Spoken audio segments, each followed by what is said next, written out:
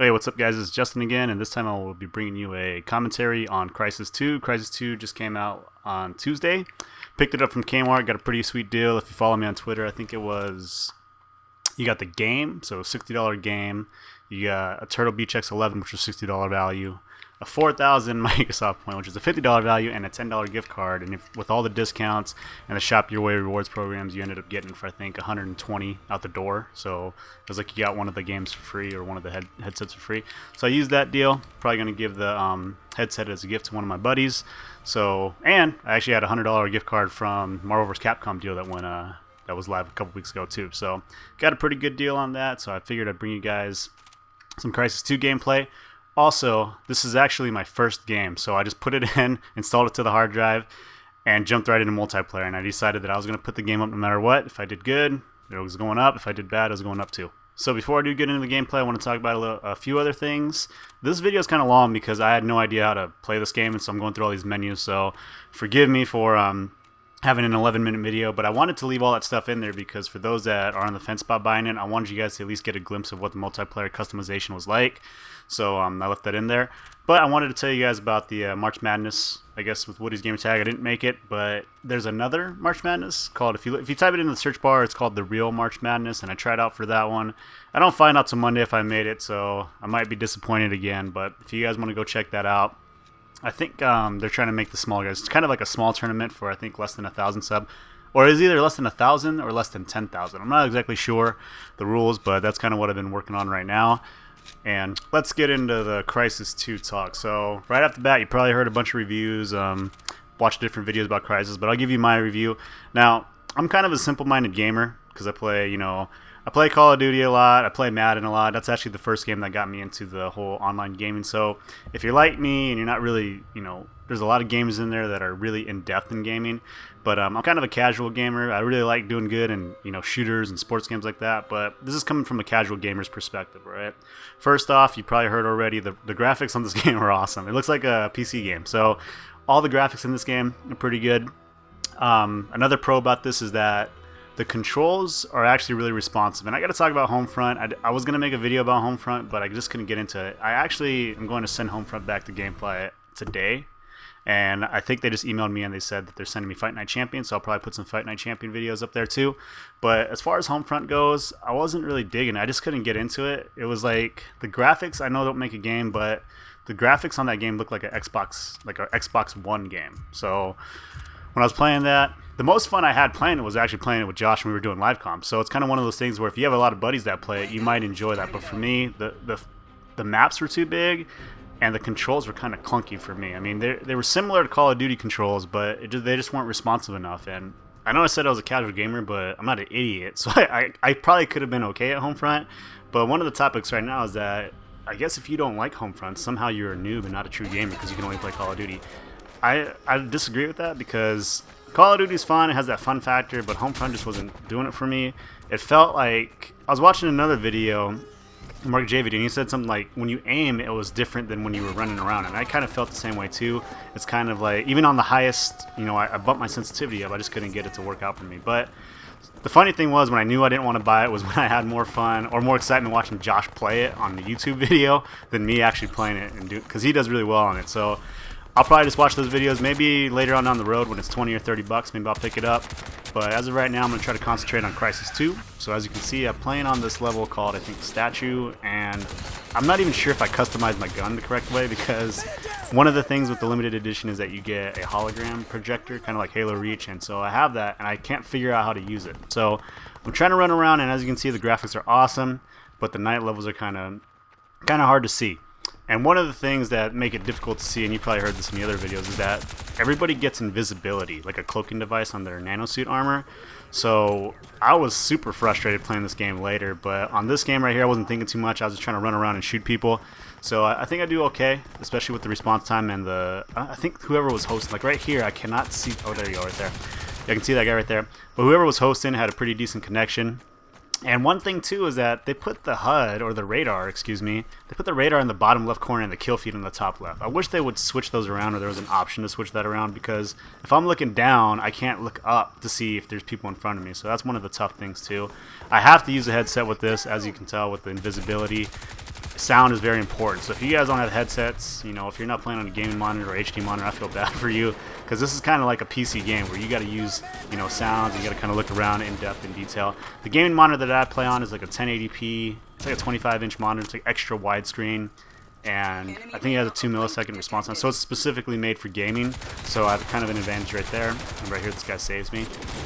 So another thing too is that you're supposed to pick up dog tags to get your kill streaks, or I don't know what they're called. They're called something else, but not kill streaks. So I'm killing all these guys in a row, and there's the nano vision right there. I'll tell you guys about that in a second. So I'm trying to get these kill streaks, and I'm wondering why I can't put the radar up, and so I'm pushing all these different buttons. But you have to go get the dog tags for the kill streaks, which is actually pretty cool, because if you're a camper and you kill somebody, you actually don't get rewarded for that kill in terms of kill streak unless you go pick up the dog tag. But that can be kind of bad if you're a sniper and you kill somebody from far away. But I'm not sure. I think there's a perk or a module. They're called modules in this game. There's a module that lets you instantly pick up, you know, dog tags and all that stuff whenever you want. So I'm kind of rambling on. I'm kind of going all over the place. But pros where the graphics are pretty good. The controls are pretty responsive, and they're kind of intuitive. Well, I guess intuitive isn't the right word because they're the exact same as the Call of Duty controls. I want to say they're intuitive because, and what I mean by that is, like, if you guys have, I don't know how to explain intuitive. When you have like a Mac product, it's pretty good because you don't have to read the instructions on how to use it. Like if you have an iPod Touch or an iPhone, you kind of figure out how to use it. The controls on here are pretty simple like that, where the cloaking, the nanovision, and the armor shield, it's pretty simple to kind of, you know, integrate into whatever you've been doing. So if you kind of play shooters already, being able to use all that stuff is pretty simple. Like on the skyline level, you can actually run and jump on, you know, parts of the building where you think like it's kind of like the new stuff is seamlessly integrated into what you already know. So like I was saying, on that skyline level, you can actually run on pipes and jump on top of rooftops, kind of like the parkour stuff, parkour hardcore if you guys watch The Office. So that's actually pretty cool about the game. So it's like you have Call of Duty with some Halo mixed in with a new element of the, you know, being able to run and jump and do all this stuff. So the controls are pretty good, and you know, they're very, very simple too. So those are my two positives. I'll probably put up more positives. I really like this game. I'm having fun with it. I was able to actually play it all night. So it's kind of like when you get a game, you know, I know you shouldn't compare it to Call of Duty or think it's going to be Call of Duty, but a lot of games don't have that fun factor where you want to keep playing it like Call of Duty. But this game, when I got it, I wanted to play it all night, so this was my first game up. But I'll talk about a few of the negatives. One of the negatives is obviously the invisibility. I wish they would just take that part out, but there is a game mode, but it's not unlocked until I think it's level 28. It's called Classic, where you don't have the nanosuit stuff, like the invisibility. There is a counter to the invisibility, and it's the nano vision, where it kind of looks like the Predator. And I think I do it right up here, and I'm figuring out the controls right now, which is why I'm not doing anything right now. But this this nano vision right here, if somebody's cloaked, they'll show up, but if they're not, they won't. So it's kind of like you're punished for not using the nano vision. But it's weird. It's kind of like you would think you would just use nano vision the whole time, but when I was doing that, it made it more difficult to see people that weren't cloaked. So I just don't like the invisibility. It's kind of tough. Maybe I'll get used to it. I'm starting to use this perk. It's like, I forgot what it's called, but it's like Ninja Pro, where you're silent, but you can still hear footsteps. So I got to be doing that. Probably going to start sound horn, which kind of sucks. So the reason why that's a negative is because there's not a lot of people that have the type of gaming setup. Like my gaming setup's not even that nice, but I do have a lot of stuff that, you know, makes the gaming experience a little bit easier. Like, you know, a fast millisecond response monitor, a dimly lit office that I can play it in, and then I have a headset. So that's going to be kind of tough, you know, for maybe some kids that, you know, they don't have that kind of gaming setup where they can do that. Maybe they have a headset that'll help them out, but that's kind of a negative too. And that's kind of one of the few things I dislike about the game. Now, I'm going to bring up a kind of a topic that says games inherently are always made pretty good, you know, so this is my rant of the day. A lot of people, you know, in Call of Duty, people hate campers. In this game, people hate invisibility users. In Madden, people hated Michael Vick cheesers when he played for the Falcons.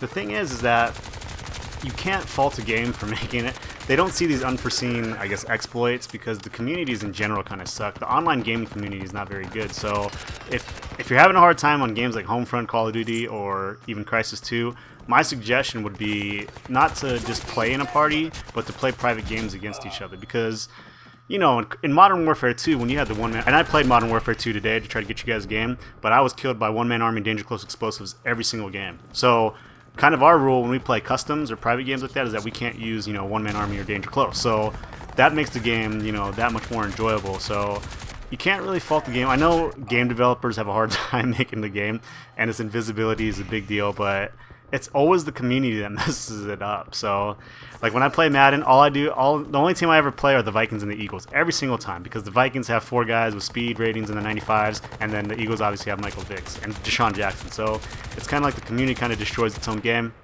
But I'm gonna run out of videos, so I'll talk about a few other things that are cons about this. The level cap. One good thing before I talk about the con is that there's like a noob mode where you can go. If you're level 1 through 10, you play with level 1 through 10s, right? So that's really good. The bad thing, though, is that once you get out of the level, like if you make it to level 11, the guns don't unlock until you're like a level 23. So when I started playing, you know, as a level, I'm like a level 18 now. When I started playing, I was getting my ass kicked by, you know, guns with silencers and people having all these perks that I didn't have. So it was really pissing me off. And like, I think I'm okay at first-person shooters, but when I was playing in there, it was such a huge disadvantage because the only gun that I had was the Scar. So video's about to wrap up. We got the win. That was my first game. I think I'm not exactly sure what my score was. It was like 10-9 maybe, but let me see. Doesn't show it. Where's it at? We won by 5. Oh, there you go. It was 9-6. So I did. I guess that's probably about what my KD is right now, anyway. So 9-6 on Crysis 2. Loving the game. Follow me on Twitter. You know, check out the Facebook. If you guys want to play some Crysis 2, follow me on Twitter, and then we can get a game going. I'd love to play some customs, but none of my buddies have this. So other than that, rate, comment, subscribe, and let me know what you guys want to see. If you have any tips for me, because I need them because I'm a noob, let me know. I'll catch you guys later. See ya.